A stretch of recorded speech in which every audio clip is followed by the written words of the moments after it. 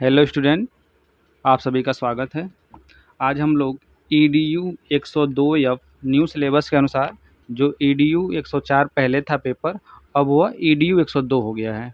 102F EDU 102F, ठीक है। ये BA सेकेंड सेमेस्टर का ही है, ठीक। पेपर का नाम है development and challenges of Indian education system, ठीक है। ये पहले पेपर का नाम था और चैलेंजेस शब्द को अब हटा दिया है, ठीक है। बाकी सब वही है, development of Indian education system कर दिया है, ठीक है। तो चलिए सॉल्व करते हैं। इसका एग्ज़ाम होने वाला है और हूबहू क्वेश्चन जो है प्रीवियस ईयर पेपर से बहुत मिल रहे हैं, तो आप लोग इसको एक बार ध्यान से देखेंगे तो बहुत से क्वेश्चन आराम से कर ले जाएंगे। चलिए देखते हैं प्रीवियस ईयर में किस प्रकार से प्रश्न आते थे। पहला प्रश्न है, किस वेद की रचना सबसे पहले हुई थी? तो सबसे प्राचीन वेद जो है ऋग्वेद है, यानी ऋग्वेद की रचना सबसे पहले हुई थी।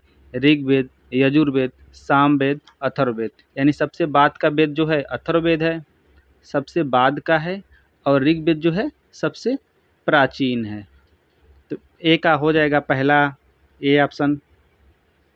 दूसरा प्रश्न है, वैदिक काल में ब्राह्मण, क्षत्रिय और वैश्य वर्ग के लिए उपनयन संस्कार की अधिकतम आयु थी। तो ब्राह्मण, क्षत्रिय, वैश्यों के लिए वैदिक काल में उपनयन संस्कार होता था। उपनयन संस्कार के बाद ही बालक गुरुकुल जाता था शिक्षा ग्रहण करने के लिए। तो ब्राह्मणों के लिए 8 वर्ष था, ठीक। क्षत्रियों के लिए 11 और वैश्यों के लिए 12 वर्ष था। शूद्रों के लिए उपनयन संस्कार का उल्लेख नहीं मिलता है, तो सही ऑप्शन हो जाएगा ए। तीसरा प्रश्न है, वैदिक काल में शिक्षा का समापन किस संस्कार से होता था? तो वैदिक काल में शिक्षा का समापन जो होता था समावर्तन संस्कार थे। समावर्तन संस्कार तीसरे का सही हो जाएगा बी, समावर्तन संस्कार से। जिस प्रकार इस समय दीक्षांत समारोह होता है, आधुनिक समय में दीक्षांत समारोह होता है, इसी तरह प्राचीन काल में गुरुकुल की शिक्षा जब समाप्त हो जाती थी तो समावर्तन संस्कार होता था, ठीक। चौथा प्रश्न है, वैदिक शिक्षा का सर्वोत्तम लक्ष्य था। तो वैदिक शिक्षा का सर्वोत्तम जो लक्ष्य था वह नैतिक विकास था। ऑप्शन बी सही हो जाएगा, नैतिक विकास। आगे बढ़ते हैं, वैदिक काल में शिक्षा का प्रारंभ होता था। तो वैदिक काल में शिक्षा का प्रारंभ जो होता था उपनयन संस्कार के द्वारा होता था। उपनयन संस्कार के बाद बालक को शिक्षा ग्रहण करने के लिए गुरुकुल भेजा जाता था, ठीक है। तो सही ऑप्शन हो जाएगा बी, उपनयन संस्कार। एजुकेशन इन एंशिएंट इंडिया पुस्तक के लेखक हैं।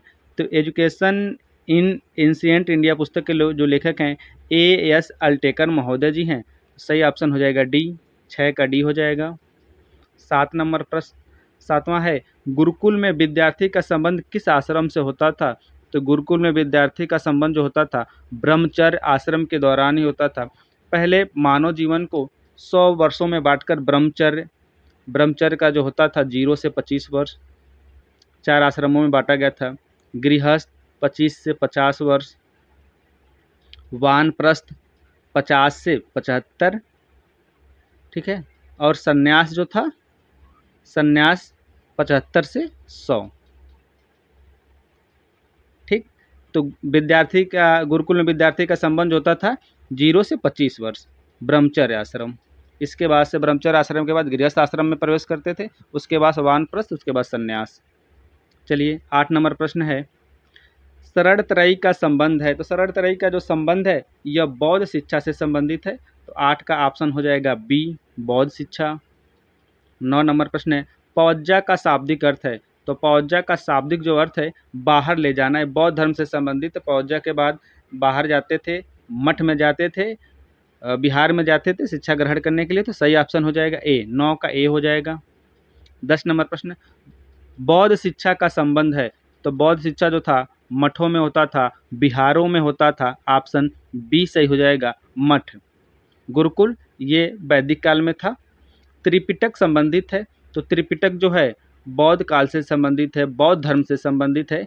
त्रिपिटकों की संख्या 3 है, नाम से स्पष्ट है, सुत्त पिटक, विनय पिटक, अभिधम पिटक, ठीक। 12 नंबर प्रश्न है, भारत में विश्वविद्यालय परंपरा की शुरुआत किस काल से हुई थी? तो विश्वविद्यालय परंपरा की शुरुआत वैदिक काल से ही माना जाता है। तो सही ऑप्शन हो जाएगा ए। सबसे प्राचीन विश्व में विश्वविद्यालय जो थे वो भारत में ही थे। ठीक है। 13 नंबर प्रश्न है, प्राचीन भारत का प्रथम विश्वविद्यालय था। तो प्राचीन भारत का प्रथम विश्वविद्यालय जो था तक्षशिला विश्वविद्यालय था। सबसे प्राचीन जो था तक्षशिला था। ऐसा माना जाता है तक्षशिला का जो स्थापना किया गया था भरत के पुत्र तक्ष के नाम पर किया गया था, तक्षशिला। 14 नंबर प्रश्न है, मुस्लिम काल में प्राथमिक शिक्षा केंद्र थे। तो प्राथमिक शिक्षा केंद्र जो थे मुस्लिम काल में मकतब होते थे और मदरसा जो होते थे ये उच्च शिक्षा होते थे। तो सही हो जाएगा मकतब प्राथमिक, मदरसा उच्च। ठीक, आगे बढ़ते हैं। बिस्मिल्लाह का संबंध था। तो बिस्मिल्लाह का संबंध जो था शिक्षा प्रारंभ यानी मुस्लिम में बिस्मिल्लाह होता था। 4 वर्ष 4 माह 4 दिन का जब होता था बालक तो बिस्मिल्लाह संस्कार के द्वारा शिक्षा का प्रारंभ करवाया जाता था। सही ऑप्शन ए हो जाएगा। 16 नंबर प्रश्न, आधुनिक भारत का पहला आवासीय विश्वविद्यालय था। तो आधुनिक भारत का पहला आवासीय विश्वविद्यालय जो था कलकत्ता विश्वविद्यालय था। ठीक, आगे बढ़ते हैं। 17 नंबर प्रश्न, लॉर्ड कर्जन से संबंधित नहीं है। तो लॉर्ड कर्जन से जो संबंधित नहीं है, कलकत्ता विश्वविद्यालय आयोग लॉर्ड कर्जन से संबंधित नहीं है। ठीक है, बाकी ये जो तीनों है यह लॉर्ड कर्जन से संबंधित है। इन्हीं के समय में ही 1902 में विश्वविद्यालय आयोग भी बना था। वर्धा शिक्षा योजना संबंधित है। तो वर्धा शिक्षा योजना जो है महात्मा गांधी से संबंधित है। ऑप्शन बी सही हो जाएगा, महात्मा गांधी।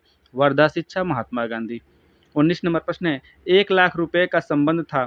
तो 1 लाख रुपए प्रति वर्ष शिक्षा पर व्यय करने के लिए 1813 के आज्ञा पत्र में दिया गया था। तो सही ऑप्शन ए हो जाएगा, 1813 के आज्ञा पत्र से संबंधित है।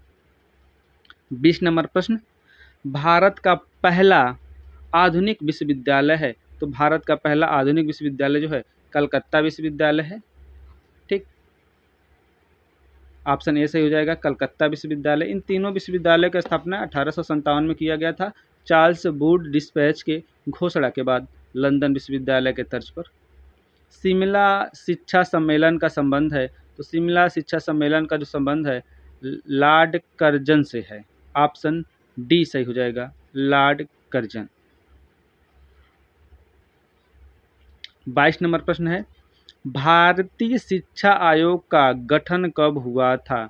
तो भारतीय शिक्षा आयोग का जो गठन हुआ था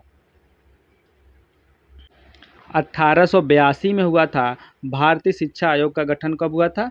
तो 1882 में हुआ था।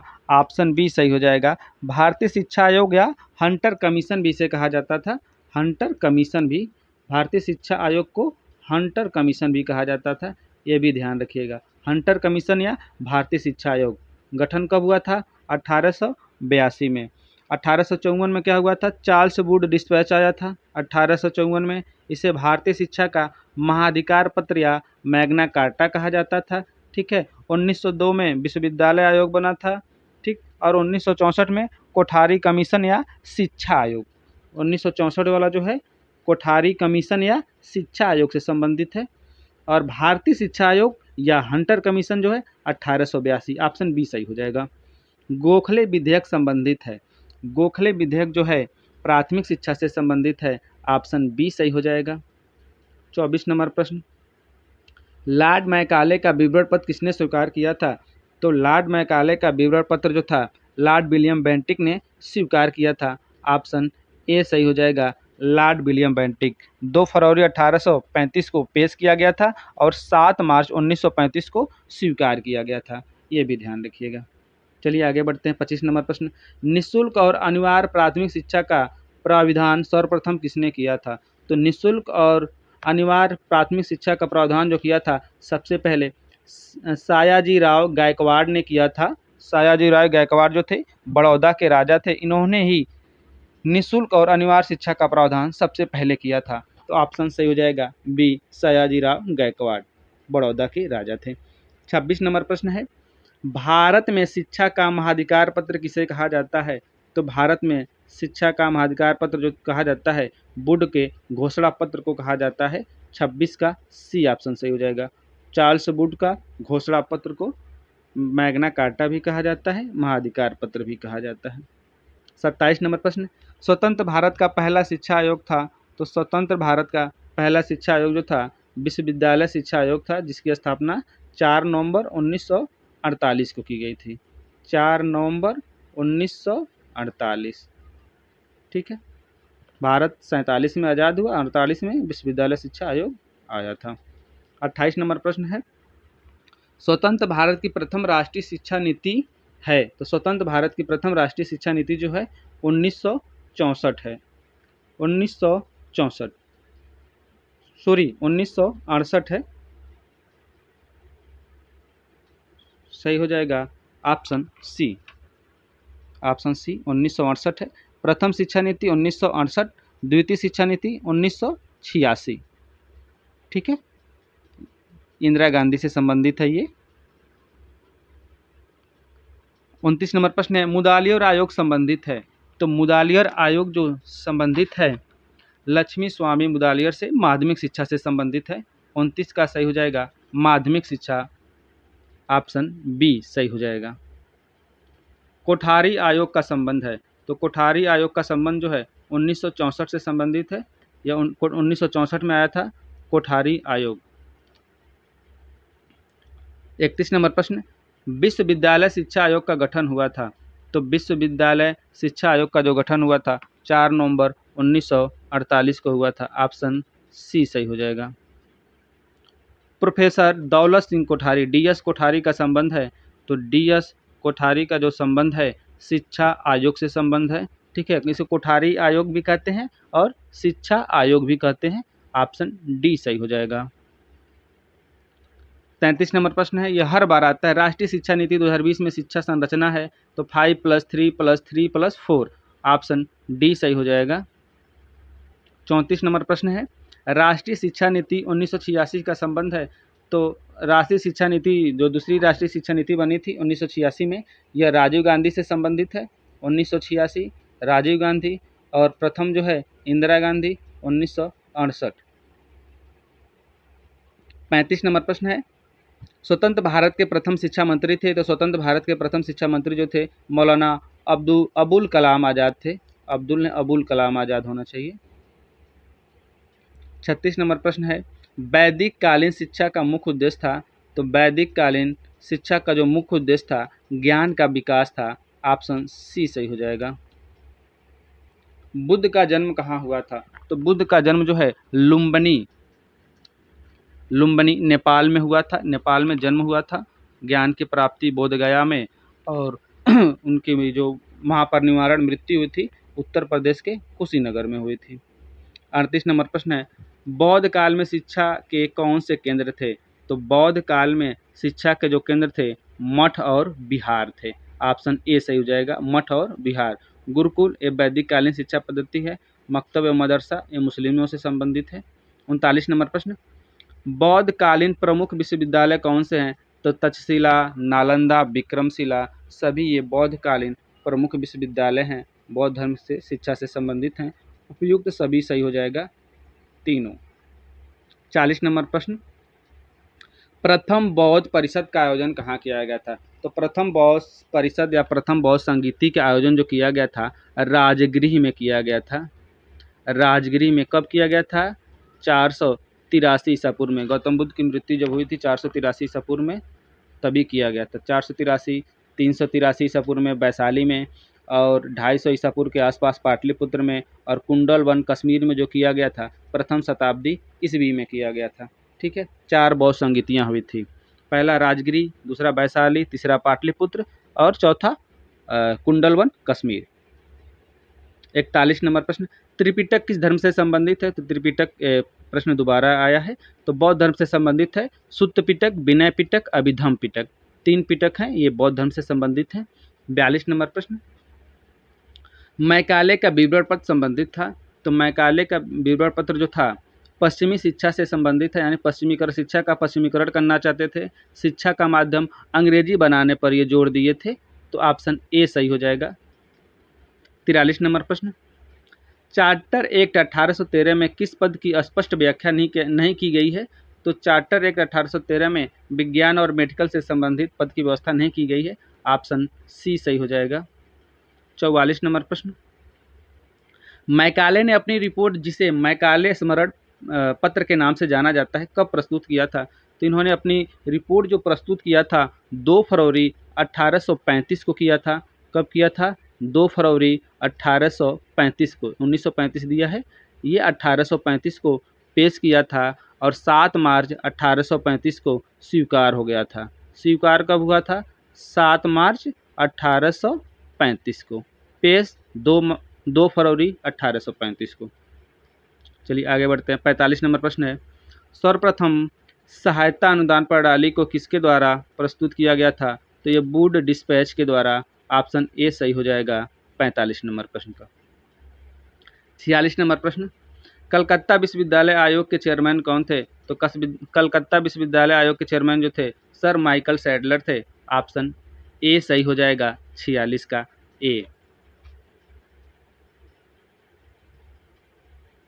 47 का है, वुड डिस्पैच 1957, गलत दिया है, ये वुड डिस्पैच 1957 है, 1857 वुड डिस्पैच जो आया था वो तो आया था 1854 में, ठीक है, 1854 में वुड डिस्पैच आया था। और 1857 में 3 विश्वविद्यालय स्थापित किए गए थे। चार्ल्स वुड डिस्पैच 1854 के तहत 1857 में लंदन विश्वविद्यालय के तर्ज पर 3 विश्वविद्यालय की स्थापना किया गया था, कलकत्ता, बम्बई और मद्रास में। ऑप्शन ए सही हो जाएगा, कलकत्ता, बम्बई, मद्रास में 1857 में 3 विश्वविद्यालय बने थे। 48 नंबर प्रश्न है, 14 सितंबर 1917 को भारत सरकार द्वारा किस आयोग की नियुक्ति की गई थी? तो 14 सितंबर 1917 को नियुक्ति की गई थी सैडलर कमीशन की। ऑप्शन ए सही हो जाएगा, सैडलर कमीशन। 49 नंबर प्रश्न है, भारतीय विश्वविद्यालय आयोग की नियुक्ति किसके द्वारा की गई थी? तो भारतीय विश्वविद्यालय आयोग की नियुक्ति जो की थी लॉर्ड कर्जन के द्वारा की गई थी 1902 में, ठीक। ऑप्शन बी सही हो जाएगा, लॉर्ड कर्जन। 50 नंबर प्रश्न है, स्वतंत्रता के उपरांत गठित किस आयोग ने शिक्षा के सभी स्तरों पर अपना ध्यान केंद्रित किया था? तो स्वतंत्रता के बाद जो गठित किया गया था कोठारी आयोग या कोठारी कमीशन 1964-66 में, इसी ने प्राथमिक शिक्षा, उच्च शिक्षा, माध्यमिक शिक्षा सभी पर ध्यान दिया था। तो ऑप्शन ए सही हो जाएगा। चलिए ये 50 प्रश्न थे।